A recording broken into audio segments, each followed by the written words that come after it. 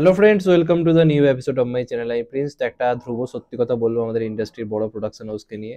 তো তার জন্য যদি পরবর্তীকালে প্রোডাকশন হাউসের তরফ থেকে আমি কোনো প্রিমিয়ারের ডাক না পাই বা কোনো ইনভিটেশন বা কোনো ইন্টারভিউ করার যদি সুযোগ না পাই, আমার কিছু করার নেই। আমি সেগুলো ভেবে কখনো কাজ করতে এই প্ল্যাটফর্মে আসিনি, আর কখনো ভাববো না। যেটা অনেস্টলি আমার সত্যি মনে হবে, সে যে কোনো প্রোডাকশনের হোক, ওই সত্যিটা বলবো। তো তাতে যদি কারো রাগ হয়, আমার কিছু করার নেই। আমার কাজ সত্যিটা বলা, দর্শকের সত্যিটা প্রোভাইড করা, যে কারণে আমার মনে হলো এটা নিয়ে কথা বলা দরকার। এবং এটা ইন্ডাস্ট্রির ক্ষতি হচ্ছে বলেই আমি এটা নিয়ে কথা, যদি না ক্ষতি হতো আমার কিছু যায় আসতো না। ইন্ডাস্ট্রিটা আমরা ভালোবাসি, আমি চাই ইন্ডাস্ট্রি ভালো হোক, এবং আমরা ইন্ডাস্ট্রিতে কাজ করেই বেঁচে রয়েছি, তো চাইবো ইন্ডাস্ট্রির যেন কোনো ক্ষতি না হয়, যে কারণে আমার মনে হলো এটা নিয়ে কথা বলা দরকার। তো আমরা যদি দেখি, এসবিএফ রিসেন্টলি বাংলাদেশের সঙ্গে একটা প্রজেক্টের ঘোষণা করেছে, সেটার নাম হচ্ছে তুফান। এবং এটা সাকিব খানের একটা বড় প্রজেক্ট হতে চলেছে। এবং ফার্স্ট টাইম একটা কথা বলে দিই, আমার থাম্বনেল থেকে বা টাইটেল থেকে অনেক সাকিব ফ্যান্সরা হয়তো এক্ষুনি খিস্তিতে ছুটে আসবে, উল্টো পাল্টা খিস্তি, ফোনে হুমকি ফুমকি অনেক কিছু দিতে পারে। তাকে আগে বলে দিই, এই ভিডিওটা সাকিব খানকে নিয়ে একদমই নয়। আমার এই ভিডিওটাতে সাকিব খানকে নিয়ে কোনো প্রবলেম নেই, বা এই তুফান সিনেমাটা হচ্ছে সেটা নিয়ে আমার কোনো প্রবলেম নেই। কারণ সাকিব খানকে রায়ান রাফির সঙ্গে দেখতে আমিও চাই ওটা একটা ভালো প্রজেক্ট হোক, সাকিব খান আমাদের এখানে এসেও ভালো বিজনেস করুক, আমি মন থেকে চাই। তো সাকিব খানকে নিয়ে এই ভিডিওতে কিন্তু কোনো প্রবলেম নেই, সাকিব খানকে নিয়ে কোনো সমস্যা আমার এই ভিডিওতে নিয়ে আগেই ক্লিয়ার করে দিলাম। কারণ অনেকে তো ভিডিও না দেখেই লিখতে শুরু করে দেয় নানা রকম, সেই জন্য বলে দিলাম। এটা পুরো আমাদের ইন্ডাস্ট্রির ব্যাপার, আমাদের প্রোডাকশন হাউসের ব্যাপার, সেটা নিয়ে এখানে কথা বলবো। তো এসবিএফ হচ্ছে এই প্রজেক্টটার সঙ্গে যুক্ত হয়েছে। এবং ওখানকার মিডিয়া ইন্টারাকশনে গিয়ে এসে বলছে যে Shakib Khan the last of the superstar, তার মতো বড় হিট এখন কেউ দিতে পারবে না। এবং যে কারণে আমরা এই প্রজেক্টটা চোখ বন্ধ করে সাকিব খানকে বিশ্বাস করতে পারি, এই ধরনের কথা বলছে। ঠিক আছে, তাহলে আমার কথা হচ্ছে, বাংলার শেষ last of the superstar Shakib খানই মেনে নিচ্ছে তাদের ইন্ডাস্ট্রি দিয়ে বিচার করলে, তাহলে দেবদা বা জিদ্দা এরা কি সুপারস্টার নয়? সেটা গেল একটা দিক। আর সেকেন্ডলি আমি যদি দেখি, কদিন আগে মহেন্দ্র সোনিকে একজন টুইটে পোস্ট করে, ট্যাগ করে, যে আমরা কবে বাংলাতে আবার মশালা টাইটেল মুভি পাবো, যেমনটা এসবিএফ আনতো।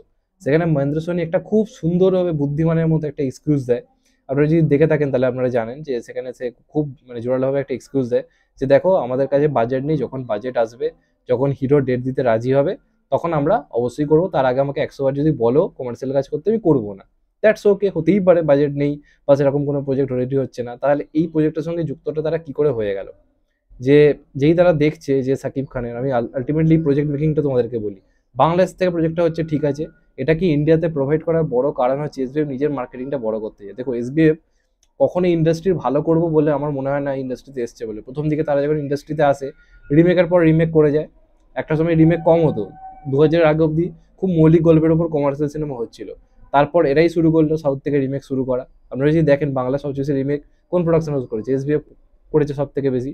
তো সেটা তারা তখন করতে হয়, করে করে কি করে, তখন কোনো রাইটার, নতুন রাইটার বাংলা থেকে উঠে আসে, সব হতে দিল না। তার আগে অব্দি বাংলায় কিন্তু রাইটার উঠে আসছিল, যখন 90s টাইমে যখন কমার্শিয়াল সিনেমাগুলো হচ্ছিল, সেটাকে পুরো ব্রেক করে দিল। টানা 10-12 বছর ধরে শুধু রিমেক করে গেল, কোনো রাইটার উঠে এলো না। সাউথের লেখাগুলোকেই বাংলায় ডাবিং করানো শুরু হলো, এই করে করে ইন্ডাস্ট্রি একটা ক্ষতি করলো, করে দিয়ে পালিয়ে গেল। আর এখন যখন মৌলিক গল্পের উপর সিনেমা দরকার, তাদের কাছে কোনো স্ক্রিপ্ট নেই, তারা একের পর এক সিরিয়াল মার্কা ছবি আনছে। দেখুন, কাবুলিওয়ালা নিয়ে আমার প্রবলেম নেই, কাবুলিওয়ালার মতো প্রজেক্ট একটা দুটো বছরের দরকার রয়েছে, কাবুলিওয়ালা নিয়ে আমার সমস্যা নেই। কিন্তু এগুলো বাদে যে চিনি টু, কুলের আচার, তারপর মাঝখানে এই যে কদিন আগে যেটা এলো বগলা মামা, সেগুলো আলটিমেটলি তো ইন্ডাস্ট্রি কোনো দরকার নেই, সেগুলো তারা করছে কারণ তাদের হাতে এখন বাজেট নেই। এই করে করে তারা মার্কেটটাকে ছোট করার চেষ্টা করছে। কয়েকটা পরিচালক বেছে নিয়েছে যারা ভালো ভালো সিনেমা বানায়, যেমন সৃজিত মুখার্জি, অনির্বাণ, তারা ভালো ভালো সিনেমা বানাচ্ছে, তাই সিনেমাগুলো আনছে, মাঝে মাঝে চলে যাচ্ছে। এইভাবে তারা এখন ইন্ডাস্ট্রিতে অবদান রাখছে। অথচ আপনারা দেখুন, দেবদা বা জিদ্দা উচ্চতা বা বাজেট অনুযায়ী কিন্তু এসবিএফ এর চেয়ে অনেক ছোট প্রোডাকশন হাউস। তারা নিজেরা কমার্শিয়াল কাজ করার চেষ্টা করছে। আজকে দেবদাকে নিয়ে যতই সিরিয়াল করা হোক, দেবদার এই বছরের কাজগুলো যথেষ্ট বড় স্কেলের। Baghajatin one of the biggest movie আমি মনে করি। একটা প্রোডাকশন হাউস যেটা মাত্র 4-5 বছর খুলেছে, শিখতে বিচারগুলো একটা বিরাট বড় ক্যাচ। জিদ্দা ওপর দিকে চেঙ্গিসের মতো কাজ আনছে, এটা ওটা আনছে।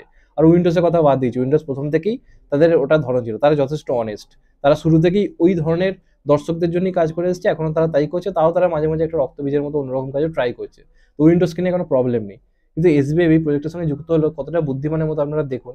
তারা জানে আমাদের এখানে দেবদা জিদ্দা কাজ করতে রাজি হবে না, কারণ তাদেরকে নানা রকম যে শর্তগুলো দেওয়া হয় তারা সেগুলো মানতে রাজি নয়। দেবদা বা জিদ্দাকে অনেক রকম শর্ত দেওয়া হয় যে আমাদের এই কথাগুলো শুনলে তোমাকে প্রজেক্টটা করতে, তারা রাজি হয় না। তারা জানে নিজস্ব আমাদের প্রোডাকশন হাউস রয়েছে এবং সেটা যথেষ্ট ক্যাপাবিলিটি রয়েছে, আমরা আলাদা থেকে করতে পারবো। কিন্তু সাকিব খানকে নেওয়ার এই প্রজেক্টে বড় কারণ হচ্ছে, যারা জানে তাদের মানে তারা যে পরিমাণ টাকা ঢালবে সেটা চলে আসবে। কারণ সাকিব খানের আর যেই হোক না কেন, সাকিব খানের একটা হিউজ ফ্যান ফলোইং বাংলাদেশে রয়েছে। তো যদি এসবিএফ এই প্রজেক্টের টাকা ঢালে, তাহলে যে পরিমাণ টাকা তাদের মেন প্রোডাকশন হাউস থেকে তারা পাবে, তারও কিছুটা অংশ এসবিএফও পাবে। মানে এই সিনেমাটা বাংলাদেশে যদি হিট হয়, ভাববেন না যে শুধু ইন্ডিয়াতে হিট হলে এসবিএফ এর লাভ, এসবিএফ এর লাভ বাংলাদেশেও সিনেমাটা মারাত্মক হিট হলে।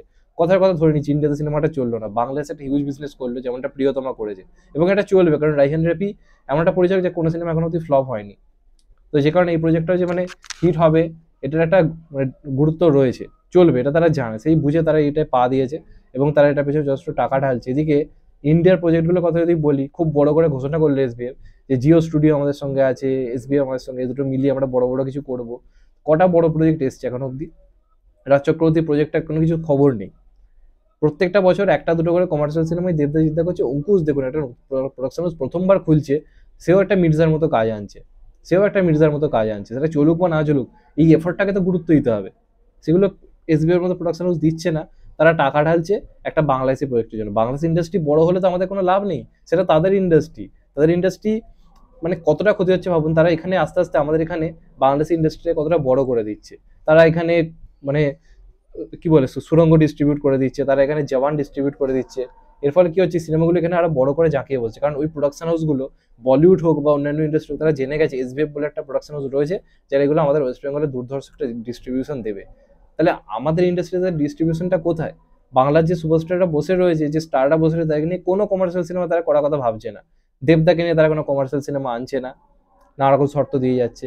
জিদ্দাকে নিয়ে তারা তো বাদই দিয়ে দিয়েছে, তারা বয়কট করে দিয়েছে জিদ্দাকে তাদের প্রোডাকশন হাউস থেকে, যেটা খুবই দুঃখজনক ব্যাপার। একটা সময় এসবিএফ কে তুলেছিল কে? জিদ্দা তুলেছিল 2006-07 অব্দি। কে তুলেছিল? জিদ্দাই কিন্তু তুলেছিল। তাকে আজ তারা ভুলে গেছে। দেবদাও একটা বিরাট অবদান রেখেছে এসবিএফ এর জন্য, হিউজ অবদান রেখেছে, তাকেও হাজারটা শর্ত দেওয়া হয়। অঙ্কুশকে তারা বাদ দিয়ে দিয়েছে, অথচ অঙ্কুশও তাদের প্রোডাকশন হাউসে যে খুব একটা অসফল তা কিন্তু নয়। তো এইগুলো করে কি করছে, ইন্ডাস্ট্রির 12টা 5 বাজিয়ে দিচ্ছে। আমি চাই তুফান ভালো সিনেমা হোক, বাংলাদেশি সিনেমা দিক দিয়ে বিচার করে আমি সেটাকে অবশ্যই সাপোর্ট করছি, কিন্তু আমি চাই না কোনো এখানকার একটা প্রোডাকশন হাউস এইভাবে বাংলায় বড় বড় কাজ ছেড়ে দিয়ে বাংলাদেশি কাজে, বাংলাদেশের বড় কাজে নিজেদেরকে নিযুক্ত করে বিরাট বড় হনু সাজুক। এটা আমাদের ইন্ডাস্ট্রির জন্য খুব দুঃখজনক।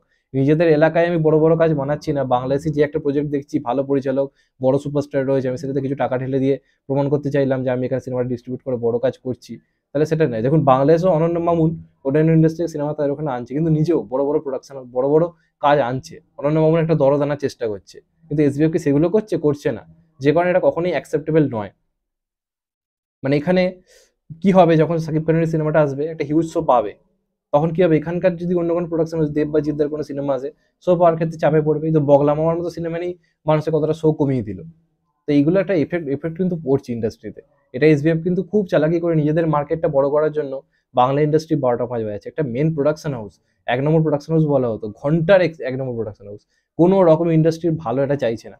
মাঝে মাঝে কিছু সিরিয়াল মার্কা ছোট ছোট কাজ নিয়ে অল্প বাজেটে সিনেমা বানিয়ে নস্টালজিয়াকে করে দর্শকের করে দিয়ে কিছু টাকা কামানো সিনেমা বানাচ্ছে। ইন্ডাস্ট্রির জন্য বড় কাজ মনে হয়, যে সাউথে সান পিকচার্স, বলিউডে একটা ওয়াইআরএফ, মেন প্রোডাকশন কি কি সিনেমা আনছে দেখুন, আর আমাদের এসবিএফ কি আনছে দেখুন, তাহলেই বুঝে যাবে। ওয়াইআরএফ কিন্তু আগে নিজেদের বলিউডকে গুরুত্ব দিচ্ছে, কখনোই সাউথের কোনো সিনেমার সঙ্গে যুক্ত হয়ে সেটাকে সাপোর্ট করছে না, সান পিকচার্সও করছে না সাউথের।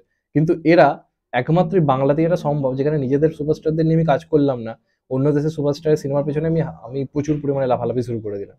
তো এটা ভাবা দরকার, যে কারণে মনে হলো কথা বলা উচিত। তোমাদের এটা নিয়ে কি মতামত অবশ্যই জানিও, আর চ্যানেলটা নতুন হলে চ্যানেলটাকে সাবস্ক্রাইব করে দিও। তোমাদের এটা নিয়ে কি মতামত অবশ্যই জানিও। চ্যানেলটা ভালো হলে, ভিডিওটা ভালো লাগলে চ্যানেলটাকে সাবস্ক্রাইব করে দিন, আবার দেখা হবে। টেক কেয়ার, নমস্কার, তো ভাই সবাই ভালো থেকো।